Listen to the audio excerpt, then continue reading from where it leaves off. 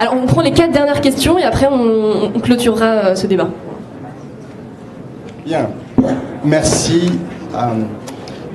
2 petits points et ma question. Tout d'abord, je me présente, Patrice Le Riche, UPR, Londres, très intéressé par les questions de culture. Et dites-moi, il n'y a que des mecs de l'UPR là, hein. Semble-t-il. Il y a de nombreuses années, Coluche se moquait de la presse en montrant, lors d'une émission de télévision, 2 journaux identiques de la presse de R100. Aujourd'hui, les journalistes qui partent en conflit militaire reçoivent des formations avant de partir. Il y a des débriefings qui leur permettent de comprendre comment se comporter et ensuite comment rapporter cette information. Est-ce que vous nous dites, est-ce que vous nous indiquez que les journalistes, vous avez mentionné Cohen il y a quelques minutes, est-ce que vous nous dites que les journalistes qui sont en conflit, qui gèrent le conflit entre l'élite et les populations, eux, ne reçoivent pas de formation? Merci. On n'a pas très bien compris le sens de la question en fait. Sur quelle... Rapidement, c'est-à-dire une formation pour faire quoi faire oui. Les journalistes qui partent en conflit physique, en conflit de guerre, reçoivent des formations. Oui, d'accord. Est-ce que vous nous dites que les journalistes qui participent au conflit ou qui éclairent le conflit entre les populations, le conflit que nous avons aujourd'hui, eux ne reçoivent pas de formation? Ces journalistes s'appellent dans certains médias les chiens de garde. Est-ce que eux, les chiens de garde, ne reçoivent pas de formation? Merci. D'accord, merci. Alors, trois autres. Oui, Gérard Poulain, je suis le maire de Vieux-Bourg. Je ne viens pas vous...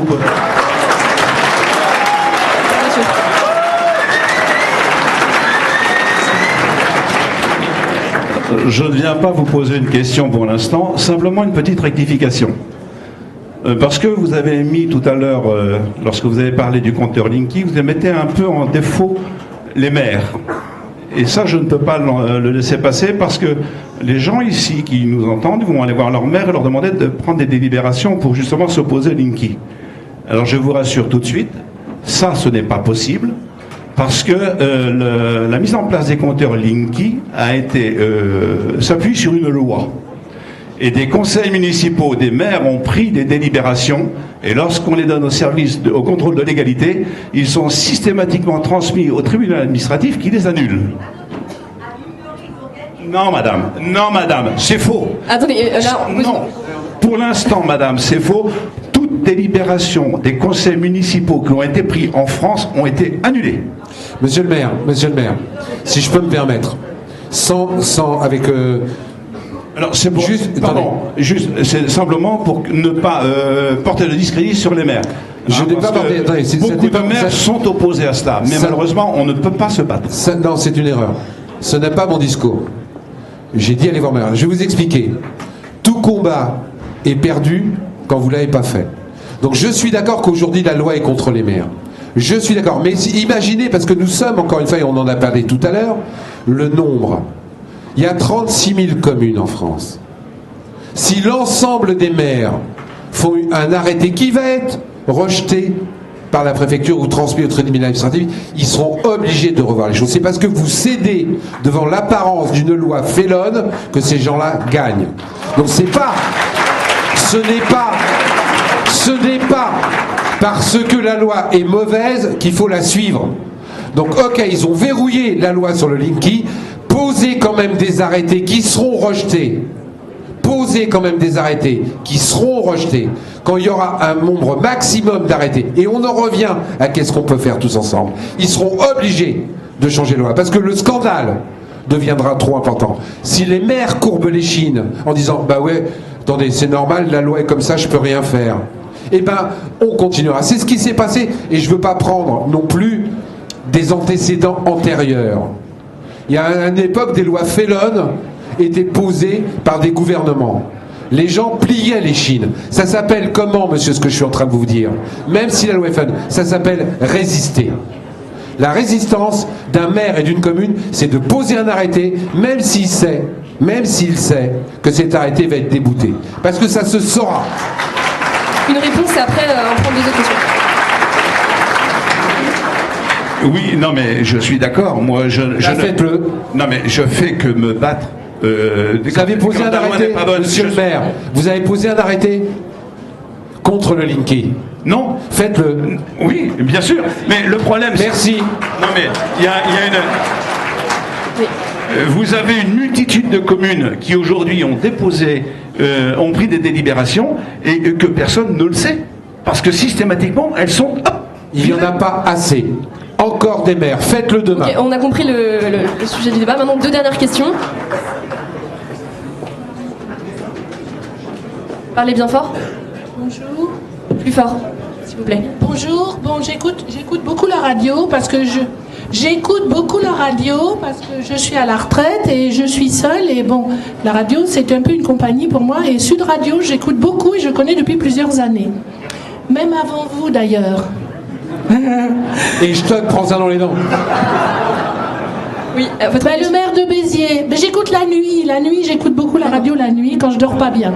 Voilà. Alors, votre question. Alors la question, Là, que pensez-vous? Il y a la rediffusion de Brigitte Lahaie, c'est toujours très intéressant. Voilà. Merci pour madame.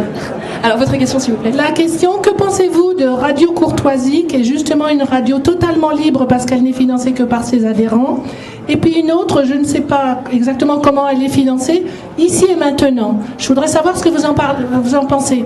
Deuxième question. Ah ben non. Florian Philippot, il fait de la récupération. Est-ce qu'il risque pas de couper l'herbe sous le pied à François Asselineau? Parce que lui, il est très médiatisé. Voilà. D'accord, merci beaucoup. Une dernière. Concernant les réseaux sociaux, c'est très court. Pendant les 2 campagnes qu'on a vues, il y a des comptes Facebook notamment qui ont sauté. Donc vous appelez à utiliser les réseaux sociaux, mais déjà pendant ces dernières campagnes, il y a beaucoup de droits qui ont régressé. Est-ce qu'ils vont pas encore, comme Facebook est détenu par les multinationales, est-ce qu'ils vont pas les faire sauter dès que quelqu'un les dérangera à nouveau? Donc on a aussi un pouvoir limité via les réseaux sociaux. Voilà. Merci beaucoup. Et dernière chose, je ne me permettrai jamais de traiter mes concitoyens de feignasses. Je me sentirais trop près de Macron, si c'était le cas.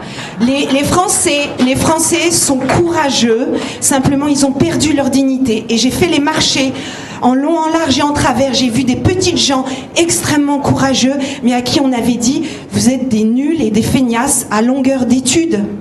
À longueur d'études, à cause d'une éducation nationale naze. Et notre boulot, c'est de redonner leur dignité à nos concitoyens, les tout petits en premier. Merci beaucoup. On va s'arrêter pour les questions. Merci. On va s'arrêter pour les questions. Merci beaucoup. Est-ce que vous avez des choses à répondre aux questions? Alors, des choses à répondre. Pour madame, alors, il y avait la question du monsieur de Londres. Je vais vous laisser y répondre parce que je crois qu'on arrive un peu en bout de débat. Sinon, je mettrai mon grain de sel. Alors, Radio Courtoisie, j'en ai entendu parler, oui, comme tout le monde. Alors, il y a eu un gros problème avec le patron qui était Henri de Lesquen. Il suffisait de lire son compte Twitter pour comprendre qu'il était atteint par le syndrome d'incontinence tweetesque, mais c'est pas le seul, parce qu'on peut écrire beaucoup de conneries en 140 caractères, et là je dois dire que ça limitait toutes les limites. Alors bon, c'est une radio qui passe sur la région parisienne, je crois la région du Mans, etc. Bon, j'en sais pas plus. Ici et Maintenant, j'en sais pas plus non plus. Vous avez parlé de Florian Philippot qui ferait de la récupération. Est-ce que Philippot va avoir un créneau? Ça, je suis pas capable de vous répondre. Si je faisais un peu du Tintin et le Temple du Soleil, il y a toujours eu une malédiction pour les numéros 2 au FN, et donc je sais pas s'il pourra réussir. Ça, dans ce domaine, je sais pas. Pour les réseaux sociaux, Facebook peut supprimer des comptes, mais personnellement, j'en ai pas beaucoup vu de supprimer, à part pour des images olé olé, vous voyez ce que je veux dire. Mais ça, j'en sais pas plus que ça. Benjamin, donc pour la question des journalistes qui sont formés à faire du débat d'idées. Oui, alors, si j'ai bien compris la question, je crois qu'il y avait un parallèle entre le fait de former pour les conflits et puis le fait que finalement, ce que vous disiez, c'était qu'il y avait un certain nombre de journalistes qui étaient formés pour défendre les intérêts de l'oligarchie, si j'ai bien compris la question. On peut résumer ça comme ça, oui. Et donc je pense que, sans avoir l'air de défendre la corporation journalistique, c'est plus compliqué que ça. C'est-à-dire que nous, justement, avec le comité Orwell, on a fait un livre pour décrire le soft totalitarisme. C'est-à-dire que la société dans laquelle on vit ce n'est pas le totalitarisme ou la dictature brejnevienne, et donc les journaux, ce n'est pas la Pravda. C'est plus compliqué que ça repose beaucoup sur le consentement. Comme je disais précédemment, les directeurs de rédaction embauchent des gens qui sont d'accord avec eux, qui eux-mêmes embauchent des gens qui sont d'accord avec eux, et ça finit par faire système. Je dis ça, c'est pas pour défendre la corporation journalistique, c'est simplement pour dire, si vous avez un ennemi ou si vous voulez combattre une maladie, d'abord il faut bien diagnostiquer, bien comprendre ce à quoi vous avez affaire pour ensuite essayer de changer les choses fondamentalement. Et donc le discours qui consiste vraiment à dire les journalistes sont des agents de l'oligarchie, je pense, est faux, c'est plus compliqué que ça.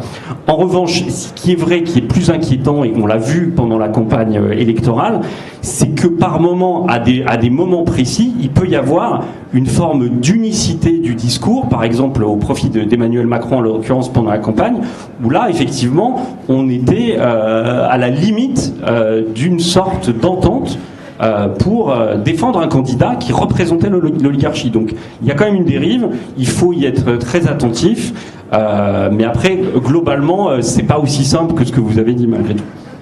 Merci.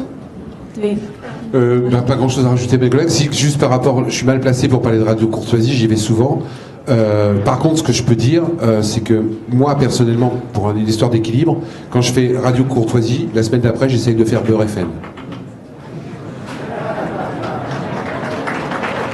D'accord, merci beaucoup. Histoire d'équilibrer les choses. Oui, donc pour revenir sur ce que disait Benjamin sur la formation des journalistes au débat d'idées ou à défendre telle ou telle thèse, c'est vrai que la réalité, c'est souvent que les journalistes qui défendent telle ou telle idée le croient sincèrement. Il n'y a pas tous les 4 matins un patron qui va appuyer sur le bouton du cerveau du journaliste pour qu'il dise ce qu'il faut qu'il dise, quoi. De temps en temps, certainement, ça arrive que X ou Y soit viré ou qu'on lui dise ce sujet t'en parle pas, mais la plupart du temps, c'est du consentement, en effet. Je suis assez d'accord avec ce que tu disais. Et on a encore, malheureusement, on ne les défend pas assez, des lois en France sur le journaliste. Je rappelle quand même qu'un comité de rédaction peut refuser de travailler parce que le patron veut l'obliger à faire des choses. Malheureusement, il y a encore de moins en moins de journalistes qui l'utilisent. Mais on a encore ce genre de choses en France. Il y a des sociétés de journalistes. Il y a des sociétés de journalistes. Pouvoir, mais qui existent. Mais qui existent et qui refusent. Il y a eu il y a pas longtemps, je ne sais plus dans quel journal, qui a été racheté par Berger, je ne sais pas quoi, où la rédaction en entier a refusé d'écouter les ordres des patrons. Donc on peut encore, c'est aussi une question de conscience professionnelle, de conscience personnelle. Ouais, iTélé, quand tous les journalistes se sont mobilisés pour faire une grève parce que Morandini arrivait. Bon, ça n'a pas marché. Ça n'a pas marché, mais voilà, de temps en temps, il y a aussi, tout le monde n'est pas pieds et poings liés à son actionnaire. Et là, c'est pareil, m'en voulez pas, mais je suis très critique là-dessus. Moi, Morandini, je zappe. Et malheureusement, il a encore une audience.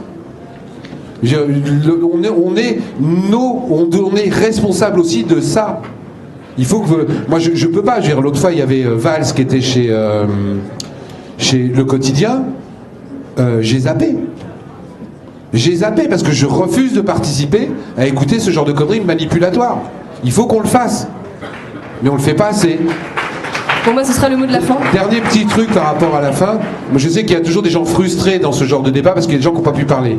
J'ai des cartes de visite avec mon nom, mon téléphone et mon email.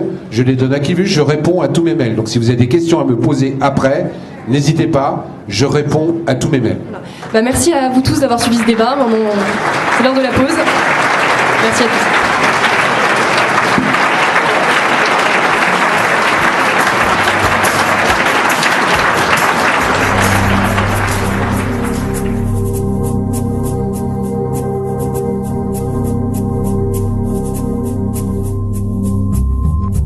Retrouvez nos analyses, nos propositions, adhérez ou faites un don sur upr.fr. Retrouvez-nous aussi sur Facebook pour partager des idées et participer au direct. Twitter pour suivre les réactions de François Asselineau au jour le jour. YouTube pour ne rater aucune de nos vidéos. Pour nous aider à rétablir la démocratie, poussez-nous, abonnez-vous, partagez.